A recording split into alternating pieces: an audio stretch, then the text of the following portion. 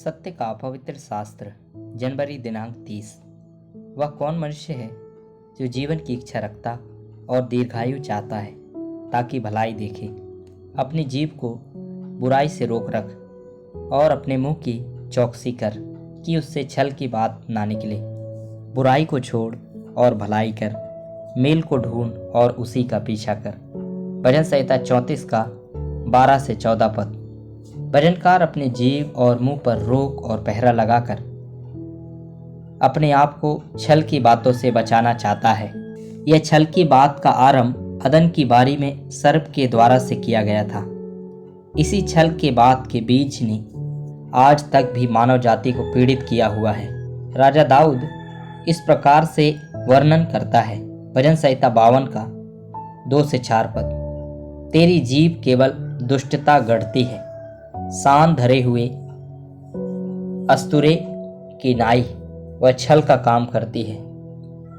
तू भलाई से बढ़कर बुराई में और धर्म की बात से बढ़कर झूठ से प्रीति रखता है। हे छली जीभ, तू सब विनाश करने वाली बातों से प्रसन्न रहती है। यहाँ जीभ को सान धरे हुए अस्तुरे की नाई तुलना किया गया है और छली जीभ से विनाश के कार्य प्रकट होते हैं। आगे और लिखता है, यहोवा ही उसका न्याय करेगा। भजन संहिता 120 का 2 से 4 पद। हे यहोवा, झूठ बोलने वाले मुंह से और छली जीभ से मेरी रक्षा कर।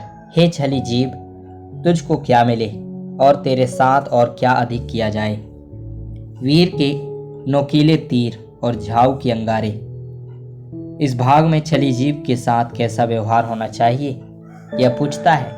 ऐसी जीभ जो नोकीली तीरों के समान चुभने वाली बातें बोलती है और झाऊ के अंगारे के समान झट से आग को भड़का देती है। प्रेरित पौलुस की व्याख्या क्या है?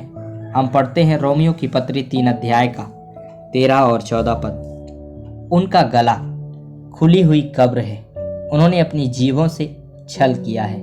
उनके होठों में सांपों का विष है और उनका मुंह श्राप और कड़वाहट से भरा है।